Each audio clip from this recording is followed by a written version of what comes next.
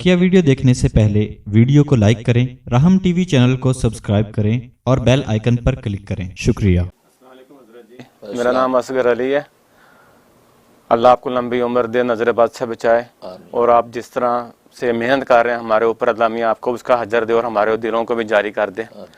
हजरत जी, जो लोग तसव्वुफ में टाइम लगा रहे हैं, मराकबे कर रहे हैं, उन लोगों को दर्जात बुलंद हो रहे हैं, और उन पर को रहने के लिए किन चीज़ों से बचना चाहिए, जैसे बद नज़री, झूठ और बद अखलाकी, इन चीज़ों से बच के उनको रहना चाहिए।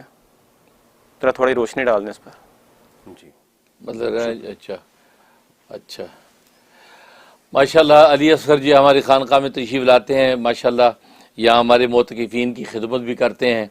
इनकी अहलिया जो है सादिया असगर अली, वो भी खिदमत करती है। माशाल्लाह इन जो को खूब बरकतें और आफ़ियत नसीब फरमाए।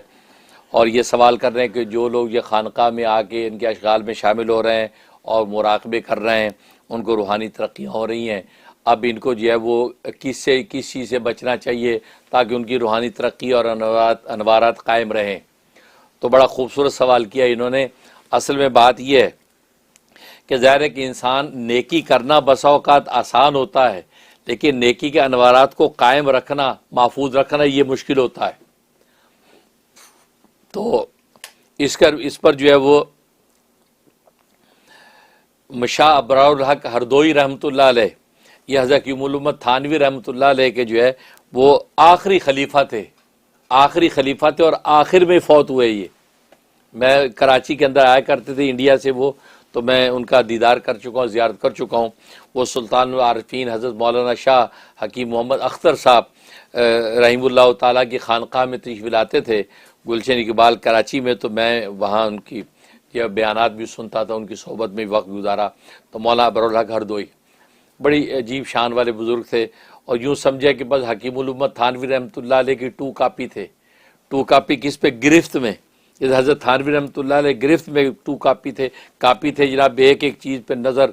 और जब इस्लाह तरबियत मौलाना शाह ख़त्म थी बात, तो ये उनकी एक अजीब शान थी। उसके बड़े किस्से हैं। खैर, तो वो फरमाते हैं कि मैं मक्के से मदीना का सफ़र हम कर रहे थे, गाड़ी में सफ़र कर रहे थे।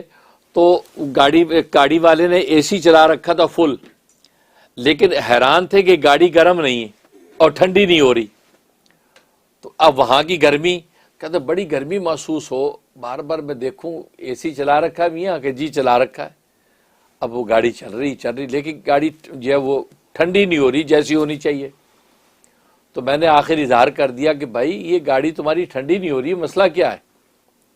तो सब ने इधर उधर देखा। अच्छा, वो खिड़कियों के अंदर भी जो है ना वो पर्दे टंगे हुए थे ताकि बाहर से धूप ना आए, वो पर्दे टंगे हुए थे, धूप ना आए। अब सब ने इधर उधर देखा, तो हज़रत शाह हकीम मोहम्मद अख्तर साहब वो भी एक साइड पे बैठे थे। तो उनकी साइड की खिड़की ऊपर से थोड़ी सी खुली हुई थी। जब वो पर्दा हटाया तो खिड़की ऊपर से खुली हुई थी, वो सारी ठंडक वहां से निकल रही थी, गाड़ी ठंडी नहीं हो रही थी।